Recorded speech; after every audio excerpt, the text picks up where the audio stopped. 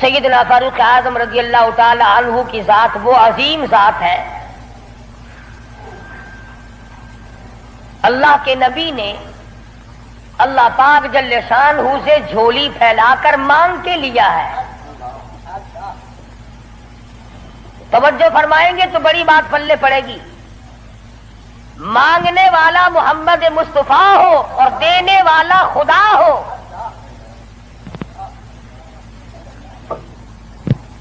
امام الانبیاء نے اپنی حیثیت کے مطابق مانگا ہوگا اور خدا نے اپنی حیثیت کے مطابق دیا ہوگا۔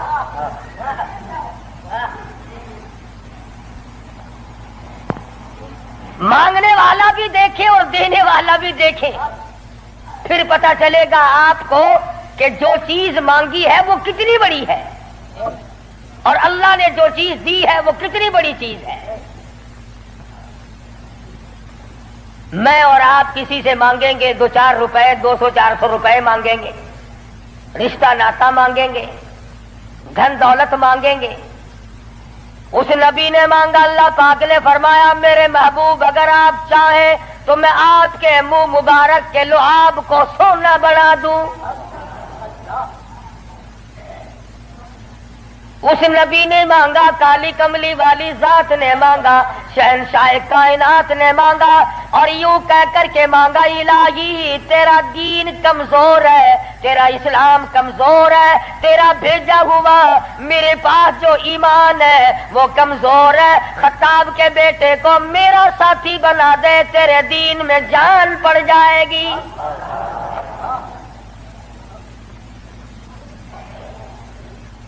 گویا فاروق اعظم اسلام کی شان و شوکت ہے، اسلام کی عظمت بن کر آئے، اسلام کی سربلندی بن کر آئے، اور محبوب دو عالم صلی اللہ علیہ وسلم نے مانگا خدا نے دیا۔ اس لیے علماء کرام کہتے ہیں تمام صحابہ کرام، تمام کے تمام صحابہ کرام، چاہے ابو بکر صدیق کیوں نہ ہو، عثمان ذی النورین کیوں نہ ہو، علی مرتضی رضی اللہ تعالیٰ عنہ کیوں نہ ہو، طلحہ زبیر کیوں نہ ہو، سعد بن وقاص کیوں نہ ہو، خالد بن ولید کیوں نہ ہو، عبد الرحمن بن عوف کیوں نہ ہو، حضرت ابو عبیدہ بن جراح کیوں نہ ہو، امیر معاویہ رضی اللہ تعالیٰ عنہ اجمعین، کوئی کتنا بڑا صحابی کیوں نہ ہو، علماء کرام کہتے ہیں تمام کے تمام صحابہ حضور کے مرید ہیں، فاروق اعظم حضور کی مراد ہے۔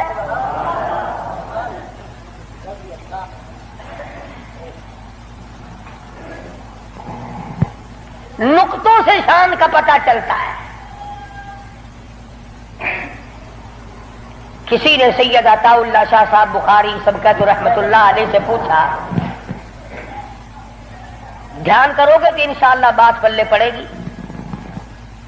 کسی نے شاہ جی مرحوم سے پوچھا کہ حضرت سیدہ خدیجہ رضی اللہ تعالی عنہا کا درجہ بڑا ہے یا سیدہ عائشہ صدیقہ رضی اللہ تعالی عنہا کا درجہ بڑا ہے؟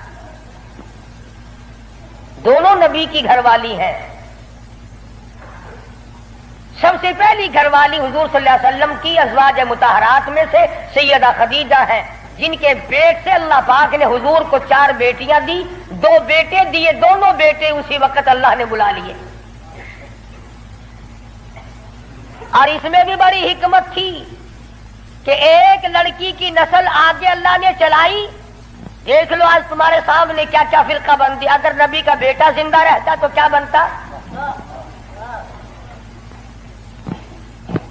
تو شاہ جی مرحوم سے کسی نے پوچھا کہ سیدہ خدیجہ کا درجہ بڑا ہے یا سیدہ عائشہ صدیقہ کا درجہ بڑا ہے؟ تو شاہ جی مرحوم نے جواب دیا کہ ترازو تو میرے پاس نہیں جو میں درجوں کو تول لوں، اتنی بات معلوم ضرور ہوتی ہے کہ خدیجہ محمد ابن عبداللہ کی بیوی ہے اور عائشہ صدیقہ محمد الرسول اللہ کی بیوی ہے۔ یعنی فرق یہ سمجھایا کہ سیدہ خدیجہ کا جس وقت نکاح ہوا اس وقت حضور مکے میں محمد ابن عبداللہ تھے، اور جب عائشہ صدیقہ حضور کی جھولی میں آئی تو محمد الرسول اللہ تھے صلی اللہ علیہ وسلم۔ ایک دن سیدہ عائشہ صدیقہ اور سیدہ فاطمہ الزہرا رضی اللہ تعالی عنہا خالہ بھانجی بیٹی ماں بیٹی بیٹھی ہوئی تھی. آج ہماری عورتیں تو دنیاوی ضروریات کی گپیں ماریں گی. تیرا سوٹ کیسا، میرے جوتے کیسے، تیری چوڑیاں کیسی، تیرا زیور کیسا، تیرا خامند کیسا، تجھے کتنا خرچہ ملتا ہے. نبی کریم صلی اللہ علیہ وسلم کے گھرانے کا حال دیکھو. سیدہ فاطمہ الزہرا اور سیدہ عائشہ صدیقہ میں گفتگو چل پڑی. فاطمہ الزہرا رضی اللہ تعالیٰ عنہ فرمانے لگی امی جان میرا درجہ بڑا ہے، میں نبی کی بیٹی ہوں، آپ صحابی کی بیٹی ہیں. میں نبی کی بیٹی ہوں بلکہ امام الانبیاء کی بیٹی ہوں، شہنشاہ کائنات صلی اللہ علیہ وسلم کی بیٹی ہوں، آپ ابو بکر صدیق کی بیٹی ہیں. ذہانت تو دیکھیے، علم تو دیکھیے عائشہ صدیقہ رضی اللہ تعالیٰ عنہا کا. خدا کی قسم جس کو خدا کے سلام آئے، جن کو جبریل کے سلام آئے، حضور جن کی جھولی میں ہو تو قرآن اترے. سیدہ عائشہ صدیقہ فرمانے لگی بالکل بیٹی ٹھیک ہے، بے شک مانتی ہوں تیرا درجہ بڑا ہے، آپ شہنشاہ کائنات کی بیٹی ہیں، امام الانبیاء کی بیٹی ہیں، محمد الرسول اللہ کی بیٹی ہیں، آپ کالی کملی والے صلی اللہ علیہ وسلم کی بیٹی ہیں، میں ابو بکر صدیق صحابی کی بیٹی ہوں. بالکل ٹھیک ہے، مگر یہ رشتے ناتے دنیا کے ہیں. لختے جگر میں نے تیرے ابا سے سنا، شہنشاہ کائنات صلی اللہ علیہ وسلم سے سنا، جس عورت کا نکاح جس آدمی کے ساتھ ہوگا قیامت میں اسی کے ساتھ اٹھے گی، اسی کا پلہ پکڑ کے جنت میں جائے گی. تو خاتون جنت ہے فاطمہ، میں نے تیرے ابا سے سنا ہے اس بات کے مطابق جس وقت جنت کا داخلہ ہوگا تیرے ہاتھ میں علی مرتضیٰ کا ہاتھ ہوگا، میرے ہاتھ میں امام الانبیاء کا ہاتھ ہوگا.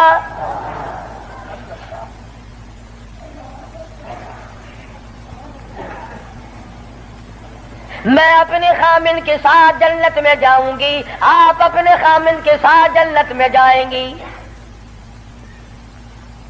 تو ان حضرات کے یہاں تو گفتگو بھی اس قسم کی تھی.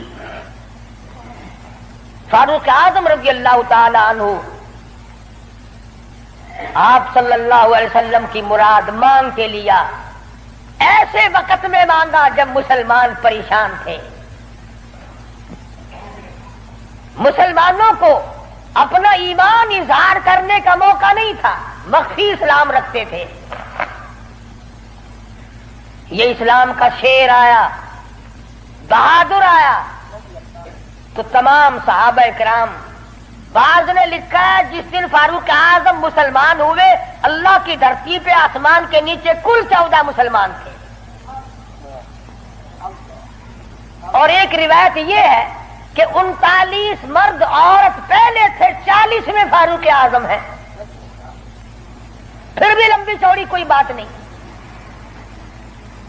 اور ایمان لانے کا سبب بھی بڑا عجیب بنا ہے. کفر میں بڑے پکے تھے. پکا آدمی ہر جگہ پکا ہوتا ہے، ڈھلا آدمی ہر جگہ ڈھلا ہوتا ہے. ایک دن بت کی پوجا کر رہے تھے، اس بت میں سے آواز آئی اتنا بڑا آدمی ہو کر تیری مت ماری گی، مجھ پتھر کو پوج رہا ہے، خدا کی پوجا کر.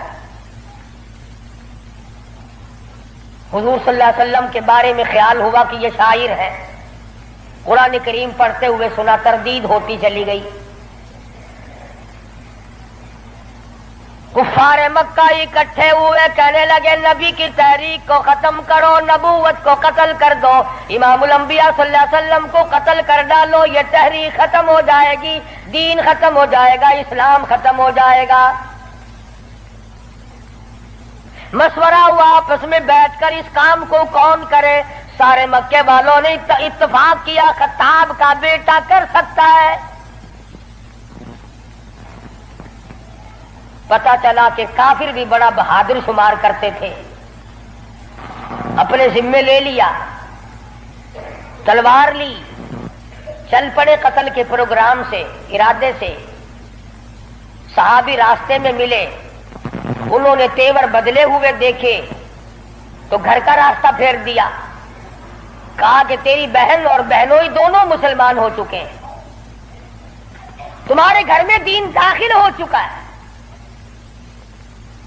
اسی وقت طبیعت میں مزید جلال آ گیا، میرے گھر میں دین آ گیا، ایمان آ گیا، اسلام آ گیا۔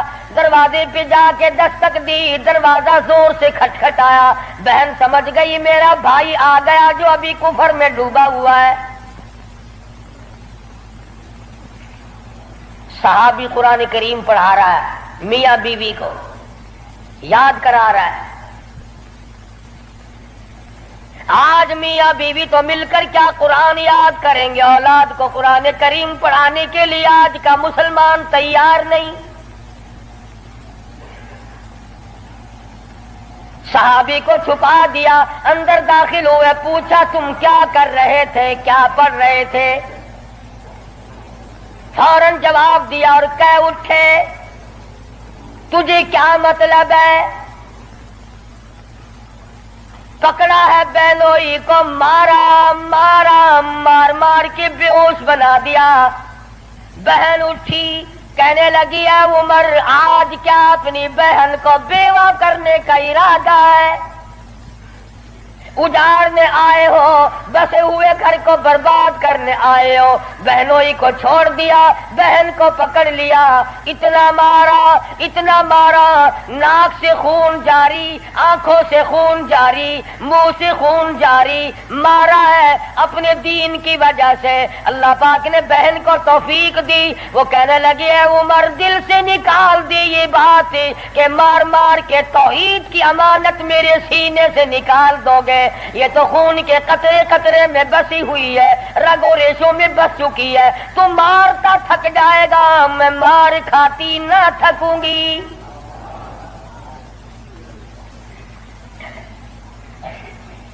جس ماں کی چھاتی کا دودھ تو نے پی رکھا ہے، میں نے بھی اسی کا دودھ پی رکھا ہے۔ تیرا جتنا جی چاہے مار لے، ایمان کار کلمے کا انکار نہیں کیا جا سکتا۔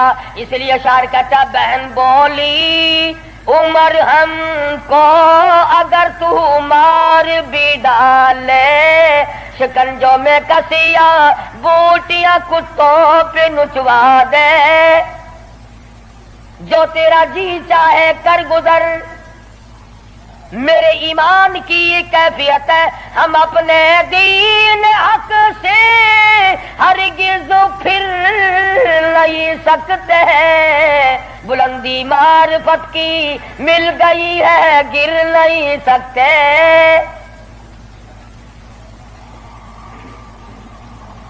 جو تیرا جی چاہے کر گزر، قیمہ بنا سکتے ہو، بالکل جان ختم کر سکتے ہو، پر ایمان کا دامن نہیں چھڑا سکتے۔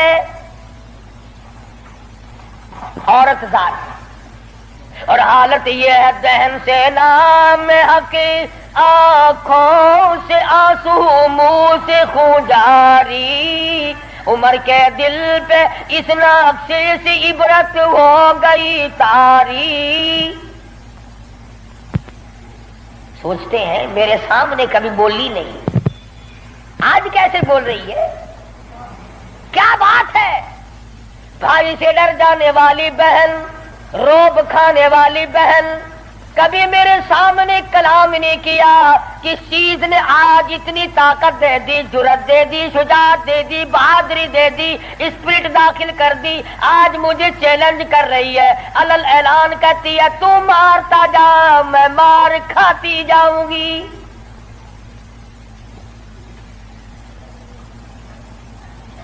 پیچھے کو ہٹ کر بیٹھ گئے اور کہنے لگے کہ فاطمہ میری بہن، اب تو وہ دکھا دے تم کیا پڑھ رہی تھی۔ ایسے وقت میں بھی قرآن کریم کا تقدس ملحوظ ہے۔ پاکستان کے مسلمانوں، تم نے اخبارات میں پڑھا سنا، شرم نہیں آئی؟ 15 شہروں میں قرآن کریم کی توہین کی گئی، اللہ کے قرآن پہ پخانے کیے گئے، گندگی میں پھینکا گیا، جلایا گیا۔ آج اللہ کا قرآن میرے تیرے دروازے پہ کرلاتا پھرتا ہے، روتا پھرتا ہے، اور مسلمانوں ہے کوئی میرا، او لوگوں میری توہین ہو گئی۔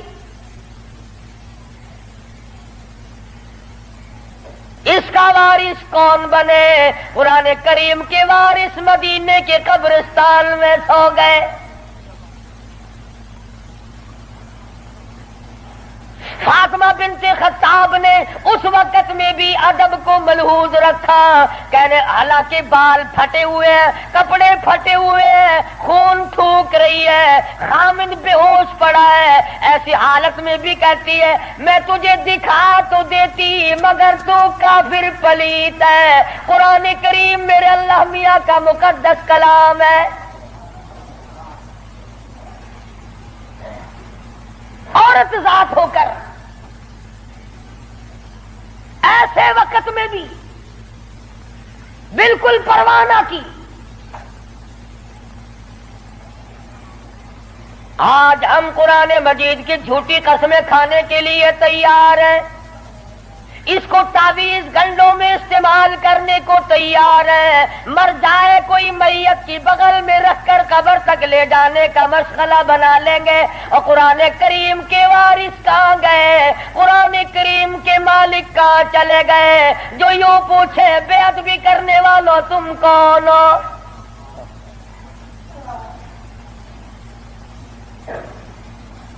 आज अगर किसी हुकूमत के बारे में कोई बात कर दी जाए फौरन सजा आ जाती है। अगर किसी के बारे में कुछ कह दिया जाए फौरन कानून हरकत में आता है, हुकूमत के कारिंदे हरकत में आते हैं। और सीआईडी वालों, इंटेलिजेंस वालों, कहाँ गया तुम्हारा महकमा? अल्लाह के कुरान की बेइज्जती हो गई।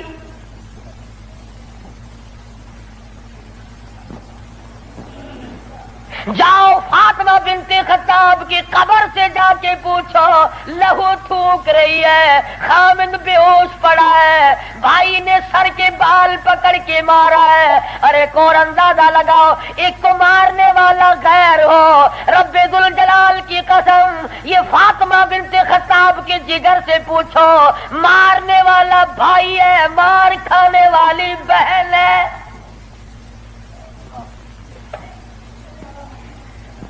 चोरी नहीं की, डाका नहीं मारा, गुनाह कोई नहीं किया, कसूर कोई नहीं किया, कुरान करीम क्यों पढ़ती है?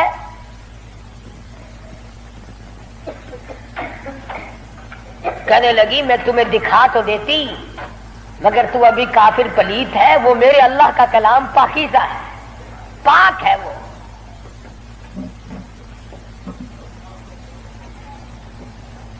देखूंगा जरूर, मैं पाक कैसे हो सकता हूं? कहने लगी पानी लाती। अंदाजा लगाओ, कुर्बान जाऊं फातिमा बिनते खत्ताब, तेरी एक एक अदा पे रोती जाती है, खून थूक रही है, पानी ला रही है, और पानी ला करके भाई के ऊपर पानी डालती जाती है, खून भी थूक रही है, आंसू बहा रही है, और आसमान की तरफ चेहरा उठाकर यूं चुपके से झोली फैला दी। इलाही बाहर को मैं धो रही हूं, अंदर को तू पाक कर दे। बाहर पानी डालना मेरा काम है, अंदर को साफ कर देना ये तो तेरा काम है। गुस्ल करा दिया, कुरान करीम का वर्का हाथ में दे दिया।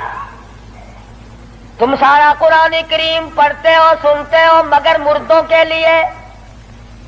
आज अदालत में कुरान करीम के लिए जगह कोई नहीं, कचहरी में जगह कोई नहीं, मार्केट में जगह कोई नहीं, मोहल्ले में जगह कोई नहीं, मेरी तेरी शादी में कुरान करीम का पूछने वाला कोई नहीं, ऐवान सदर में पूछने वाला कोई नहीं, किसी मामले में कुरान के जानने मानने वाला कोई नहीं। इधर आ, फारूक आजम ने एक आयत पढ़ी, सिर्फ एक आयत पढ़ी। उधर हुजूर सल्लल्लाहु अलैहि वसल्लम की झोली फैली हुई है, इधर फातिमा बिनते खत्ताब के आंसू हैं। एक आयत पढ़ने के बाद फौरन पुकार उठे और कहने लगे चलो ढूंढे गुलामों को, चलो ढूंढे गुलामों को, शहंशाह कर दिया जिसने, ज़माने भर के गुलामों को आका कर दिया जिसने। اے میری بہن مجھے بھی یہ دولت ملنی چاہیے جو دولت تجھے ملی. اور فرماتے ہیں فاطمہ میں گستاخی کے ارادے سے چلا تھا، قتل کے ارادے سے چلا تھا، اب میرے گلے میں رسی ڈال کر مجھے گلیوں میں سے گھسیٹ کے دربار رسالت میں لے کے جا.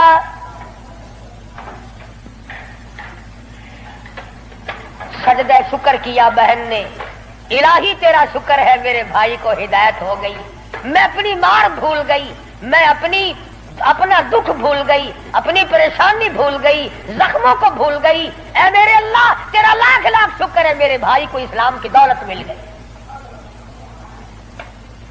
دربار رسالت میں سب کہہ دو صلی اللہ علیہ وسلم میں حاضر ہوئے، اسلام سے مشربہ اسلام ہوئے. حضور صلی اللہ علیہ وسلم نے وضو فرمایا، نماز کی نیت باندھنے لگے. فاروق اعظم نے پوچھا کیا کرو گے؟ کہ نماز پڑھوں گا. عرض کیا نماز کیا چیز ہے؟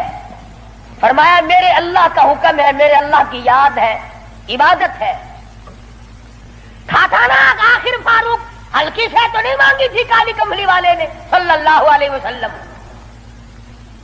بہادر بول اٹھا میرے آقا، وہ دن گئے جب آپ کوٹڑی میں نماز پڑھا کرتے تھے، چھپ چھپ کر نماز پڑھا کرتے تھے. یہ آج سے پہلے کی باتیں تھی. ساری دنیا حرم میں عبادت کرے، بیت اللہ میں عبادت کرے، آپ کوٹڑی میں نماز ادا کرے کیوں؟ اسی وقت چلو بیت اللہ میں نماز ہوگی.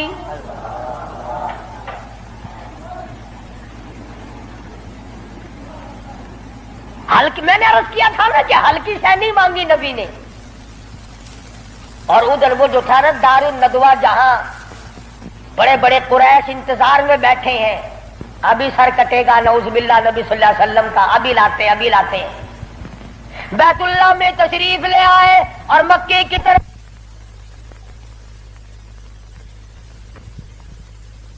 بچے دوڑے لوگ یہ کام بن گیا. جس کام کے لیے ہم نے بھیجا تھا وہ کام بن گیا. نعوذ باللہ نبی کو شہید کر دیا گیا.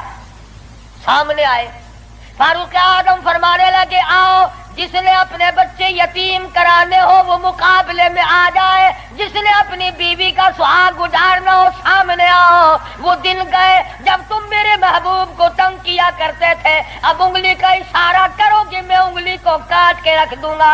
آنکھ کا اشارہ کرو گے اپنے محبوب کی حمایت میں تمہاری آنکھ نکال کے پھینک دوں گا.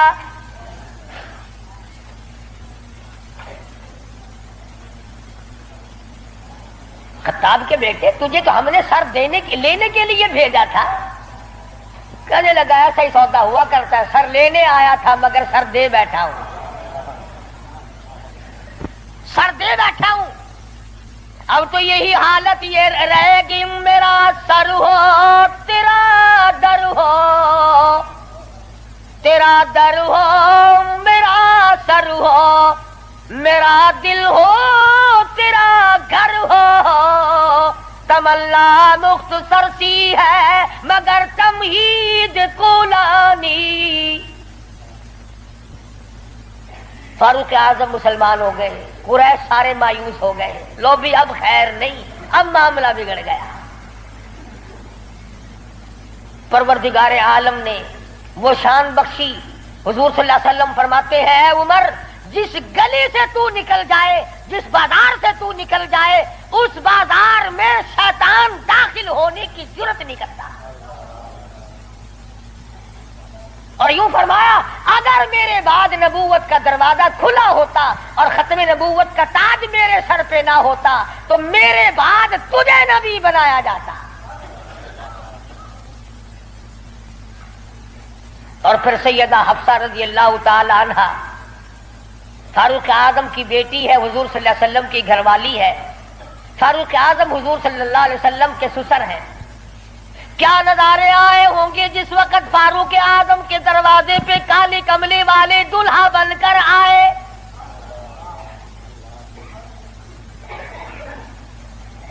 جس کا داماد امام الانبیاء ہو، کیا کہنا اس کی عظمتوں کا.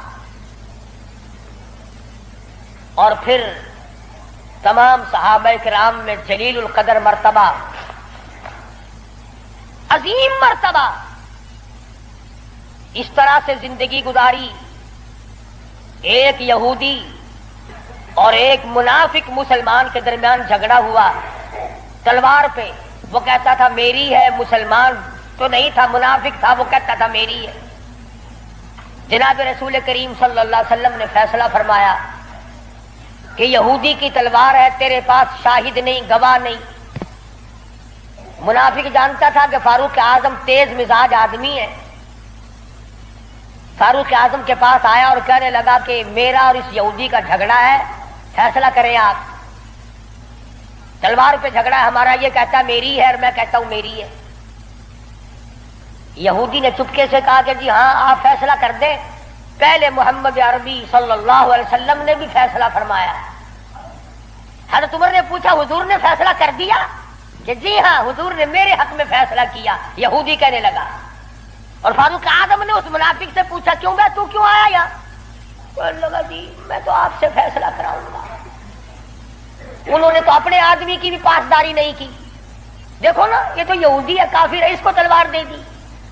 کہ اچھا تو حضور کے بعد مجھ سے فیصلہ کرانے آیا ہے؟ کہ جی ہاں میں تو آپ سے کراؤں گا. دیکھو نا آپ کتنے غیرت والے آدمی ہیں. کہ اچھا اچھا ماشاءاللہ، تشریف رکھو ابھی فیصلہ کر دیتا ہوں. منافق نے سمجھا کوئی رجسٹر اٹھانے گئے ہیں. فاروق اعظم اندر سے تلوار لے آئے اور تلوار لاتے ہی منافق کی گردن پہ ماری، اڑا کے رکھ دی. فرمایا جو میرے آقا کا فیصلہ نہیں مانتا میرے پاس دوبارہ فیصلہ کرانے آئے گا اس کے لیے میرے پاس یہ فیصلہ ہے. اڑا دی. میرے تیرے ورگا ہوں نا اوشی جیڑا کچھ آدھا اپنی زبان گندی کریں گا پیٹ تو کو کیا. صحابہ رسول کو تبرہ کرے اپنی زبان گندا کردہ کھڑا اپنی زبان بکدا پیا تیرا کیا بگڑتا ہے؟ اور میں آدھا تیری دھی کو مندہ کڈھے وال اپنی زبان گندی کرتا ہے، تینوں غیرت دا جوش کیوں آندا ہے؟ تجھے بہن کی گالی دے پھر بھی تو زبان گندی ہے، تجھے بیٹی کی گالی دے دے پھر بھی تو زبان گندی ہے، تجھے ماں کی گالی نکال دے پھر بھی زبان گندی ہے. تو قتل کر دیتا ہے، قتل ہو جاتا ہے، ہوش کھو بیٹھتا ہے غیرت کا مارا. اور رب ذوالجلال کی قسم میری تمہاری کروڑوں بیٹیوں کی آبرو قربان کر دو سیدہ عائشہ صدیقہ کے جوتے مبارک پہ.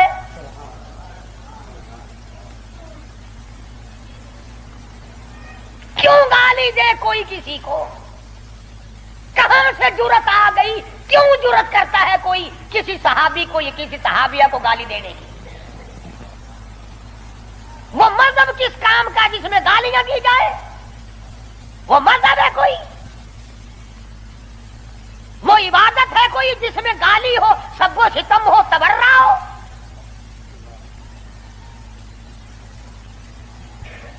آج اگر کسی مغلیہ خاندان کے فرزند کی حکومت ہوتی ہم پھر دیکھتے کہ کون ہے امیر معاویہ کو سب کو ستم کرنے والا اور کون ہے اما عائشہ کو بھونکنے والا. اور میرا ایمان ہے، میں یہ جوش دلانے کے لیے نہیں کہتا، میرا ایمان ہے جس کان نے صحابہ کرام کا تبرہ سنا یا اپنی اما کی شان میں گستاخی سنی، جب تو 50,000 سال کا پیاسا ہوگا تیری آنکھ نے پانی نہیں دیکھا ہوگا، نہ ندی نہ نالا نہ چشمہ نہ کنواں نہ سمندر نہ دریا، سوا نیزے پہ سورج ہوگا اور 50,000 سال کا ایک دن گزرے گا. اور جب تو کالی کملی والے صلی اللہ علیہ وسلم کے دربار میں حوض کوثر پہ جائے گا، میرا ایمان ہے اما ایسا تیرا دامن پکڑ کر چٹک کے پوچھیں گی بیٹا تو ہی تھا جو میری شان میں گالیاں سنا کرتا تھا.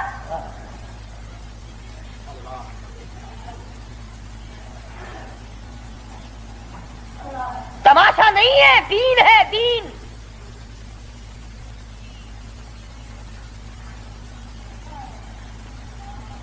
سیدنا فاروق اعظم رضی اللہ تعالی عنہ ان عظیم ہستیوں میں سے ہیں جنہوں نے اپنے دور خلافت میں اسلام کے نام پر 18,000 شہر فتح کیے.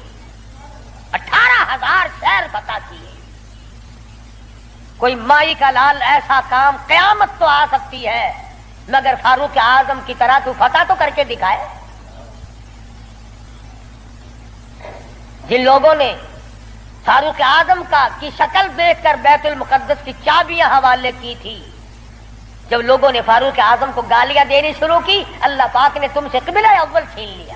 کیا تم اس قابل ہی نہیں جس کے چہرے کی برکت سے تمہیں بیت المقدس ملا تھا اس کو بکواس کر رہے ہو؟ جاؤ اب بیت المقدس میں یہودیوں کو تو دے سکتا ہوں مگر گالیاں دینے والوں کو نہیں دوں گا.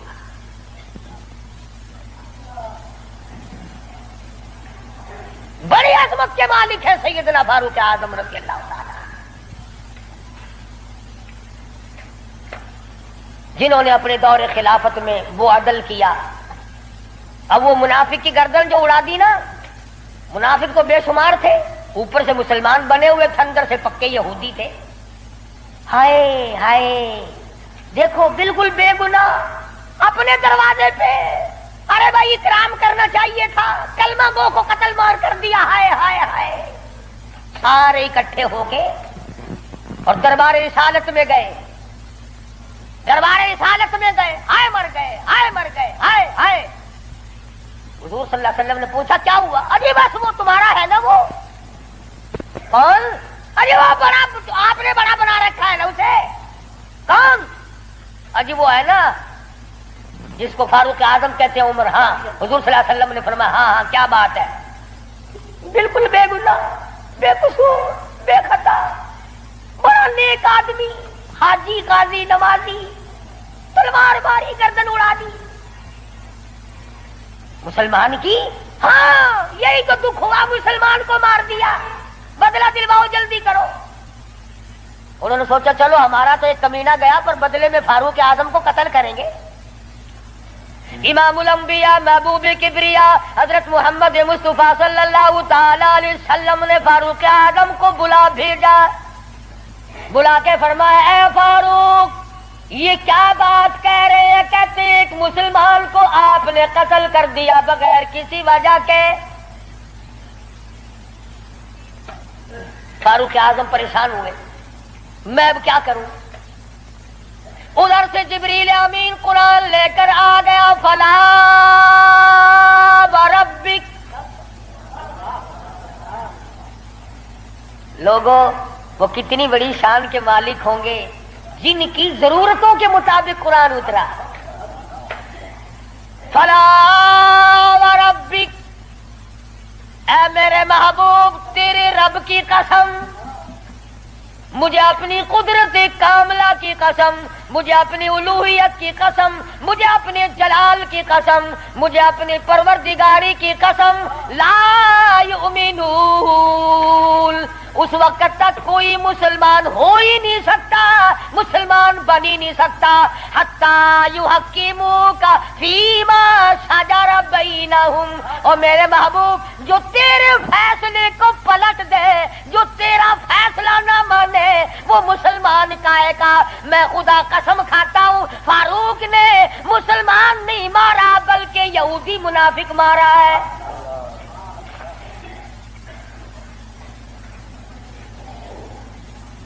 جب قرآن کریم آ گیا بڑے بھاگے وہاں سے کپڑے جھاڑتے ہوئے کہنے لگے توبہ توبہ، اس کی تو آسمانوں تک بات جاتی ہے، آسمانوں تک. وہ فاروق بیت اللہ میں مدنی کریم صلی اللہ علیہ وسلم تشریف فرمائے. عرض کیا میرے آقا میرا دل چاہتا ہے کہ مقام ابراہیم پہ 2 رکعت پڑھا کروں. فرمانے لگے عمر اللہ کے امر کے بغیر میں تو سانس نہیں لیتا. اسی وقت قرآن کریم آ گیا واتخذوا من مقام ابراہیم مصلی. 17 مقام ایسے ہیں، یاد کر لیا کرو کوئی بات. ویسے تو تمہارے بڑے یاد رہتے ہیں میرے بینک میں کتنے ہیں، فلاں سے کتنے لینے ہیں، مسئلے یاد نہیں رہتے. 17 مقام ایسے ہیں جو فاروق اعظم نے فرش پہ چاہا، میرے اللہ نے عرش پہ وہی چاہا. فاروق کی تمنا کے مطابق قرآن اترا. پردے کے مسئلے میں، بدر کے قیدیوں کے مسئلے میں، مقام ابراہیم پر نماز کے مسئلے میں، منافق کے قتل کے مسئلے میں کتنی مقامات آتے ہیں قرآن کریم میں. جو فاروق اعظم نے خدا کی زمین پہ چاہا، اللہ نے اسی کو پسند کر کے عرش پہ چاہا. کتنا بڑا آدمی ہے جس کی چاہت عرش والے سے مل جائے. اور پھر ساری زندگی انصاف کیا، اس قسم کا عدل کیا، اس قسم کا انصاف کیا کہ دنیا شاہد ہے. اولاد کی تربیت کی ہے، اپنی اولاد کو سنبھالا ہے. حکومت ہے فاروق اعظم کی رضی اللہ تعالی عنہ. چھوٹا سا آپ کا پوتا کھڑا ہے، ابو موسیٰ عشری سب کہو رضی اللہ تعالی عنہ. حضور صلی اللہ علیہ وسلم کا ایک صحابی ہے، اس نے بیت المال میں یعنی سٹور میں خزانے والے کمرے میں جھاڑو دی، وہاں سے ایک درہم ملا مٹی میں سے، کوڑے کباڑ میں سے چونی مل گئی. ابو موسیٰ عشری نے فاروق اعظم کا ننھا سا چھوٹا سا پوتا کھڑا ہوا تھا، اس کے ہاتھ پہ رکھ دیا. بچہ ہے، کوئی شے لے لے گا، کوئی مالک تو نہیں اس کا، یہ تو گرا پڑا ملا ہے، کوڑے کرکٹ میں سے ملا ہے، اس کمرے میں سے ملا جہاں مسلمانوں کا خزانہ ہوتا تھا. پوتا دادا کے پاس چلا گیا. فاروق اعظم نے جب بات کی تو پتا چلا بچے کے کچھ منہ میں ہے. فرمایا بیٹا منہ میں کیا ہے؟ عرض کیا دادا جان پیسہ ہے. کہاں سے آ گیا؟ ابو موسیٰ عشری نے دیا. نکال کے دیکھا تو ایک درہم. خوش نہیں ہوئے، میرے پوتے کے ساتھ محبت کی ہے، خوش نہیں ہوئے. بلایا ابو موسیٰ عشری کو اور فرمایا ابو موسیٰ، اس اللہ کی دھرتی پہ آسمان کے نیچے تجھے میری اولاد سے زیادہ کوئی ذلیل نظر نہیں آیا؟ قوم کا پیسہ، بغیر تقسیم ہوا پیسہ، بیت المال کا ٹکا تو نے میرے بچے کو کیوں دیا؟ مار مار کر تیرا چہرہ بگاڑ دوں گا. یوں تربیت کی ہے فاروق اعظم نے اپنی اولاد کی. آج ہم گڑپ چھڑپ مل جائے صحیح اولاد کا کھاتا پورا ہی پورا کرنا. پھر وہ فاروق جس کا آخری وقت آیا تو نماز میں، کوئی ایکسیڈنٹ میں مرے گا، کوئی آپریشن روم میں مرے گا، کوئی بیوی بچوں کے سامنے تڑپ تڑپ کے مرے گا. فاروق اعظم کو چھرا مارا گیا فجر کی نماز میں، بے ہوش ہو کر گر پڑے. اس کے بعد اپنے لخت جگر حضرت عبداللہ کو بلوایا رضی اللہ تعالی اور فرمایا بیٹا جا سیدہ عائشہ صدیقہ کے پاس چلا جا اور جا کر میرے لیے ایک بھیک مانگ لا. اور جا کر کے بھیک مانگ. عائشہ صدیقہ مال کا ہے اس حجرے کی جس حجرے میں محمد عربی صلی اللہ علیہ وسلم دفن ہے، ابو بکر صدیق دفن ہے، ایک قبر کی جگہ ہے. عائشہ صدیقہ سے جا کر میرے لیے بھیک مانگ کے آ اور جا کے یوں کہنا ہے چھپائے کفن میں آج عمر اور سوالی آپ سے ہے سر بسر. اس کو بس للہ اجازت دیجیے تاکہ قدموں میں نبی کے جا بچھے. اجازت دے دو اللہ واسطے بھیک مانگتا ہوں. اور آج میری یہ حالت ہے، پیش یہ مولا کا ہے اتنا خیال اور کانپتا ہے عمروں کا بس بال بال. رو رہے ہیں فاروق اعظم، فرماتے ہیں دیکھیے آج جالا اس کی حضور کیسے آوے پیش وہ رب غفور. نہ معلوم کیا بنے گی. حضرت عبداللہ بن عمر رضی اللہ تعالیٰ اما عائشہ صدیقہ رضی اللہ تعالیٰ عنہ کی خدمت میں گئے، قبر کی جگہ مانگی. ابا جان نے بھیک مانگ رہے ہیں. فرمانے لگی میں نے اپنے لیے رکھی تھی مجھے اس کے بدلے میں قیامت تو آ سکتی ہے مگر ایسی جگہ نہ ملے گی۔ واہ ایسا صدیقہ، تم نے اچھا صدقہ کیا، تاریخ کو شرمندہ کر دیا۔ ارے 4 پیسے اللہ نہ ان پہ دو گے تمہیں امید اور مل جائیں گے، کپڑا دو گے تمہیں امید اور مل جائے گا، کھانا دو گے تمہیں امید اور مل جائے گا، مکان دکان دو گے تمہیں اور مل جائیں گے، لیکن ایسا صدیقہ جانتی ہے نہ اور نبی آئے نہ ایسا حجرہ بنے۔ یہ تو جنت کا ٹکڑا ہے۔ ایسا صدیقہ کو پتا ہے کہ یہ وہ زمین ہے، زمین کے وہ ذرے جو حضور صلی اللہ علیہ وسلم کے جسم اقدس کو لگے ہوئے ہیں، ان کا درجہ عرش عظیم سے بلند ہے۔ مگر اما عائشہ فرماتی ہے رضی اللہ تعالی عنہ کہ کوئی اور ہوتا تو میں انکار کر دیتی، فاروق کو انکار کرتے شرم آتی ہے، میرے محبوب نے اللہ سے مانگ کے لیا تھا، جاؤ میرا اللہ مالک ہے میں نے دے دی۔ جب واپس آئے حضرت عبداللہ بن عمر، ادب دیکھو، فرمایا مجھے اٹھا کے بٹھاؤ۔ اما عائشہ کا جواب لیٹ کر سننا بے ادبی سمجھتا ہوں۔ اٹھا کے بٹھایا، بتایا کہ اجازت مل گئی، رونے لگے۔ انصاف کا دم بھرنے والوں، عدل کا نام لینے والوں، آؤ فاروق کا آخری انصاف دیکھو، آخری۔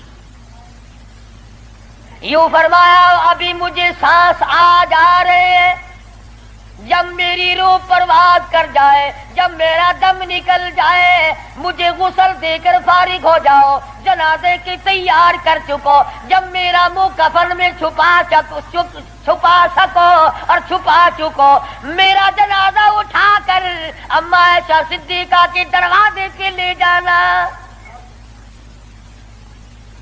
کیوں؟ کیا کریں گے وہاں لے جا کر؟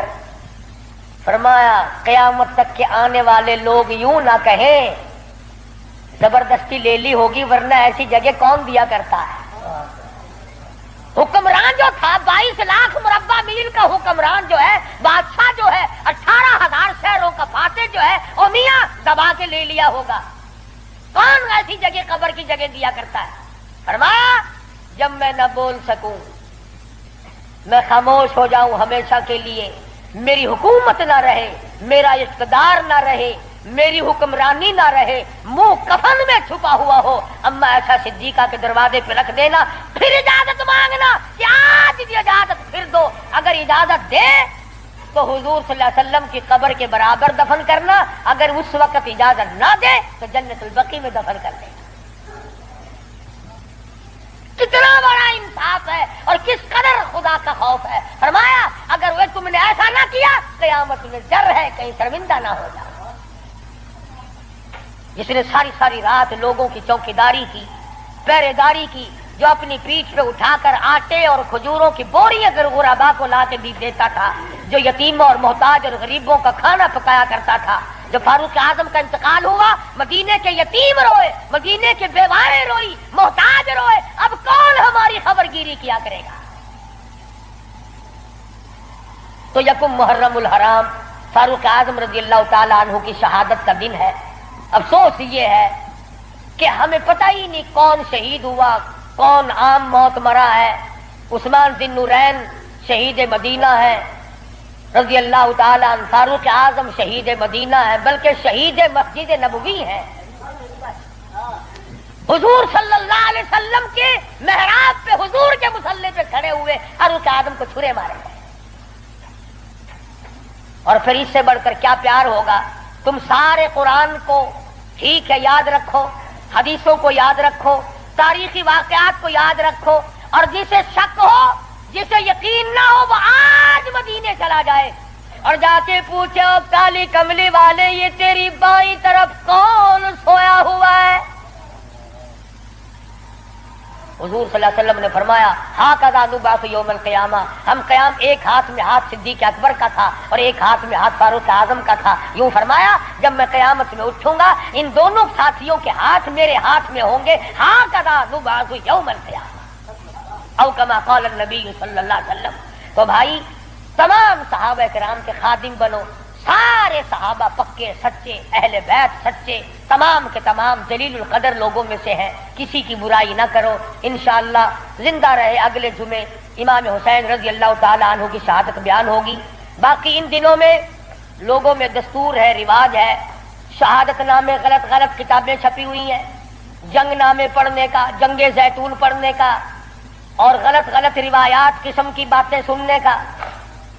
اس لیے ہماری گزشتہ دوسرے تیسرے سال کی کیسٹیں ہیں شہادت امام حسین رضی اللہ تعالیٰ عنہ کی، یہاں میرے لڑکا باہر طیب دروازے پہ لیے بیٹھا ہے، میں نے خود منگائی ہیں تاکہ عورتیں سنیں، مرد سنیں، پڑوسنے سنیں، آپ سنیں، گھر والے سنیں، اور اہل بیت کی محبت سے واقف ہوں، ان کی عظمت سے واقف ہوں، ان کے طریقہ کار سے واقف ہوں۔ تو اس تمام چیزوں کو ملحوظ خاطر رکھتے ہوئے جہاں آپ اپنے گھر کی ہر چیز کو خریدتے ہیں کہ اس کے بغیر گزارا نہیں، اس کے بغیر گزارا نہیں، میں یہ بھی کہتا ہوں کہ اہل بیت کی محبت کے بغیر بھی گزارا ہے، اہل بیت کی محبت کے بغیر بھی گزارا نہیں۔ کیوں؟ اس لیے کتنی بڑی شان ہوگی اس جوان کی جو حضور کے کندھے پہ بیٹھ کے کھیلا کرتا تھا۔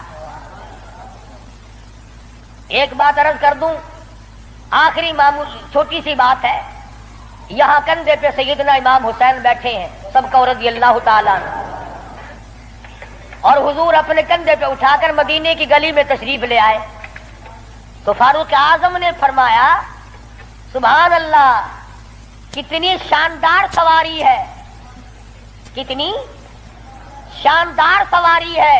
تو حضور نے فرمایا اے عمر، یوں بھی کہو نا کہ کتنا شاندار سوار ہے، سوار بھی کتنا شاندار ہے، کتنا بہترین ہے۔ تو کیسٹ میں آپ کو سب کچھ ملے گا، اور میں ان جمعے انشاءاللہ بتاؤں گا کہ حسین کے کان میں اذان کس نے دی، حسین کی حالت میں گھٹی کس نے ڈالی، حسین کھیلتا کہاں تھا، حسین کی زندگی کس نے بنائی، تربیت کس نے کی، تعلیم کس نے دی، کس ماحول میں ہوئی۔ یہ انشاءاللہ آئندہ جمعہ سویرے سویرے آنا۔ باقی ان دنوں میں شہادت امام حسین کی کیسٹ لے جاؤ، خود سنو، ہوٹلوں پہ، دکانوں پہ، بیٹھکوں میں، گھروں میں بیٹھ کر سنو، صحابہ کرام اور اہل بیت کا ذکر محبت کے ساتھ ہوگا، یہ بھی اجر عظیم کا ذریعہ بنے گا۔ وآخر دعوانا ان الحمدللہ رب العالمین۔ اللہم صلی وسلم وبارک علی سیدنا مولانا محمد۔ اللہم صلی وسلم وبارک علی سیدنا مولانا محمد النبی الامی الہاشمی وعلی آلہ واصحابہ برۃ الکرام۔ یا اللہ سب بیماروں کو شفا عطا فرما۔ قاری عبدالاول کے سسر کو تکلیف ہے، اللہ پاک شفا کاملہ عاجلہ مستمر عطا فرمائے۔ ایک اور ساتھی ہے، ان کا بھائی بیمار ہے، میری طبیعت پورا ہفتہ ہو گیا بڑی ناساز ہے، دعا فرماؤ اللہ تبارک و تعالیٰ سب کو صحت کلی عطا فرمائے، موت آئے تو سب کو کلمے اور ایمان والی موت عطا فرما۔ یا اللہ سارے صحابہ کرام کا خادم بنا، صحابہ کرام کا غلام بنا، اہل بیت کا غلام بنا، سب کے کاروبار میں برکت عطا فرما۔ یا اللہ بدعات اور رسومات سے بچا، پروردگار عالم محمد کریم صلی اللہ علیہ وسلم کی غلامی نصیب فرما۔ محرم میں جو جائز کام ہے ان کو کرنے کی توفیق عطا فرما، اور جو بدعات قسم کی ہے ان تمام چیزوں سے ہم سب کو بچنے کی توفیق عطا فرما۔ الہ العالمین تیرے محبوب صلی اللہ علیہ وسلم نے ہمیں قرآن دیا، صحابہ کرام دیا، اہل بیت دیا، ان سب کی ہمیں غلامی نصیب فرما۔ یا اللہ سب کی بگڑی بنا دے۔ حاجی عبد رمضان صاحب کا بچہ اسپتال میں داخل کرائیں گے، مقبول نام ہے، بازو کا آپریشن ہوگا، اللہ پاک کامیاب فرمائے۔ اور بھی کئی لڑکیوں نے کہا ہے دعاؤں کے لیے، اللہ پاک ان کی مشکلوں کا آسان فرمائے، اللہ پاک سب کے دکھ دردوں کو دور فرما، سب کی جھولیاں بھر دے، سب کو اپنے خزانے۔ اسلام کو اپنے اندر اتارنے کی جگہ مسجد ہے۔ کیا ہے بولو؟ جس مسلمان کا تعلق مسجد سے ہوگا وہی مسلمان دیندار بنے گا، اور جس مسلمان کا تعلق مسجد سے نہیں ہوگا وہ مسلمان دیندار نہیں بنے گا۔ اس لیے ہر مسلمان کا تعلق مسجد سے ہونا چاہیے۔ نیت کرو ہم اپنا تعلق مسجد سے بنائیں گے۔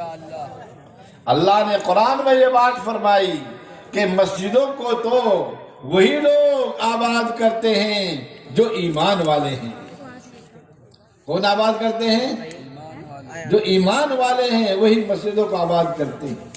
اس لیے میرے بزرگوں مسجدوں کو آباد کرنا، مسجدوں کو آباد کرنا یہ مسلمانوں کا کام ہے۔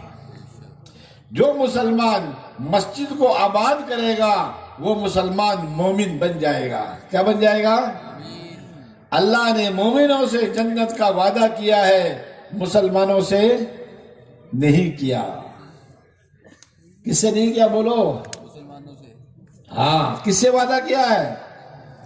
مومنوں سے وعدہ کیا ہے۔ وعد اللہ المؤمنین والمؤمنات، اللہ نے وعدہ کیا ہے مومنوں سے اور مومنات سے، جنات تجری من تحت الانہار خالدین فیہا، وہ ایسی جنتیں جس کے نیچے سے نہریں بہ رہی ہے، نہر نہیں انہار، انہار من مائن، پانی کی نہریں، کتنی ساری نہریں ہوں گی، انہار من عسل، شہد کی نہریں، جنت میں نہریں انہار ہوں گی، شراب کی نہریں، پانی کی نہریں، اس لیے اتنی ساری نہریں ہوں گی، جو چاہے کھاؤ جو چاہے پیو۔ یہ اس مومنوں کو بتایا جائے گا کہ یہ دنیا میں جو تم دنیا میں جزاء بما کانوا یعملون، دنیا میں جو تم عمل کرتے تھے، 5 وقت مسجد میں دوڑ کر آتے تھے، مسجدوں میں ذکر کرتے تھے، مسجدوں میں تلاوت کرتے تھے اور مسجدوں میں اپنے آپ کا وقت لگاتے تھے، آج اس کا بدلہ ہے۔ تو جو تم دنیا میں کرتے تھے اس کا بدلہ جنت ہے۔ اس کا بدلہ کیا ہے؟ جنت میں آدمی بیٹھا ہوا ہوگا، ایسا جی کرے گا پھل کھاؤں، اگر نیچے درخت ہوگا اوپر آ جائے گا، اوپر ہوگا تو نیچے آ جائے گا، اس کے سامنے آئے گا، یہ کھائے گا، کیا کھاؤ گے؟ جو جی میں آئے گا وہی آ جائے گا، سیب کھاؤ، سنترے کھاؤ، جو کھاؤ۔ اور وہ پودے یہ کہیں گے، او ولی اللہ تو دنیا میں بہت جھکا ہے، آج تو نہیں جھکے گا، تیرے لیے ہم جھکیں گے۔ کیا بولیں گے؟ تم نے جھکو گے، اس کو جھکنے کی ضرورت نہیں ہے، پودا خود اوپر نیچے ہوتے رہیں گے، اور ان کے لیے اختیار دیا جائے گا کہ تم جو ہے جتنا چاہے کھاؤ۔ وَفَاكِهَةٍ مِّمَّا يَتَخَيَّرُونَ، ان کے لیے اختیار دیا جائے گا، کھاؤ۔ وَلَحْمِ طَيْرٍ مِّمَّا يَشْتَهُونَ، اور پرندوں کا گوشت ہوگا۔ کیا ہوگا؟ پرندے اڑ کے آئیں گے، اس کے سامنے آئیں گے، یہ چاہے گا کہ اس کا کباب شامی ہونا چاہیے، اس کا دیسی ہونا چاہیے، اس کا فلانا ہونا چاہیے، وہی بن کر آپ کے سامنے آتے رہیں گے، آپ بیٹھے بیٹھے کھاتے رہیے، مزے لیتے رہیے۔ بلکہ پرندے جھگڑے کریں گے، یا ولی اللہ اکلی، اے اللہ کے ولی پہلے مجھے کھا، پہلے مجھے کھا، جھگڑا کریں گے۔